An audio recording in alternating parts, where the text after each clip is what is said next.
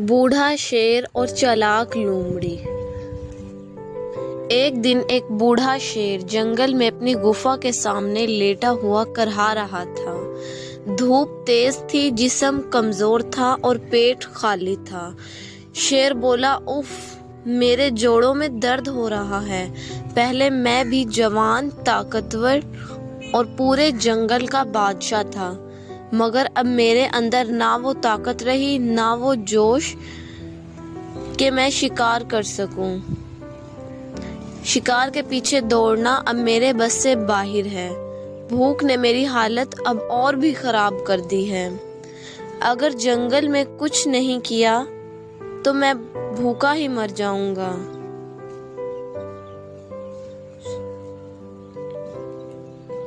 लेकिन मैं इतना बेथल नहीं हूँ। अगर मैं बीमार होने का बहाना करूं और जानवरों को खुद ही अपने पास बुला लूं, क्या ये अच्छा होगा? हाँ, यही बेहतर है। इसने वैसा ही किया। वो गुफा के अंदर लेट गया और बीमार बनकर करहाने लगा। थोड़ी देर बाद एक नन्हा सा चूहा वहां से गुजर रहा था।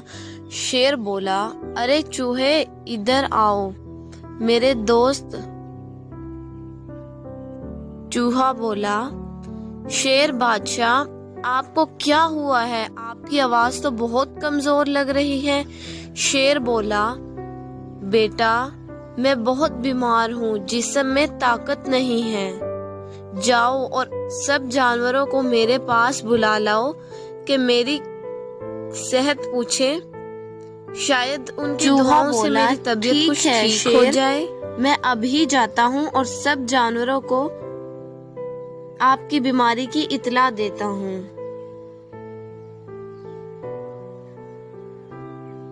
जब सब जानवरों को शेर की बीमारी की खबर मिली तो बिल्ली बोली, ओह नहीं, शेर बादशाह बीमार नहीं हो सकते।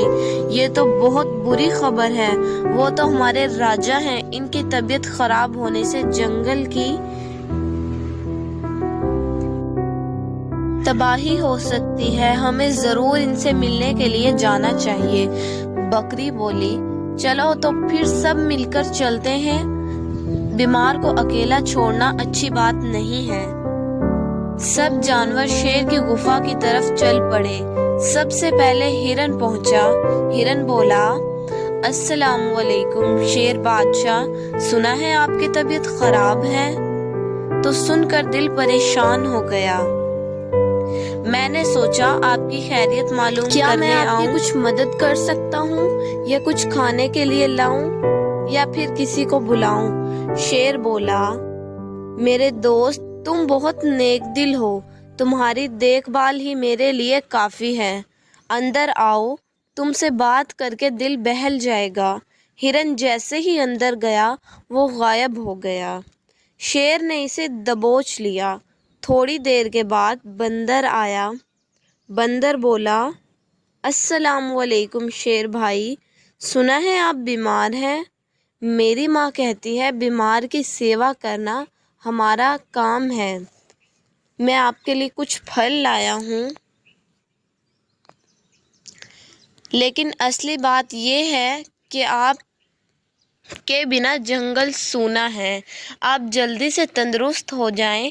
शेर बोला, क्या बात है बंदर भाई, तुम्हारी बातें दिल को तसल्ली देती हैं। आओ अंदर जरा करीब आकर बैठो।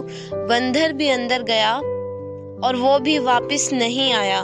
अभी कुछ ही वक्त गुजरा था कि चालाक लोमड़ी को सारा माजरा समझ आ गया कि कुछ गड़बड़ है। ये क्या माजरा है? सब जानवर अंदर तो जाते हैं मगर कोई वापस क्यों नहीं आता? कुछ तो गड़बड़ है। खुद जाकर देखती हूँ। वो शेर की गुफा के पास पहुंची।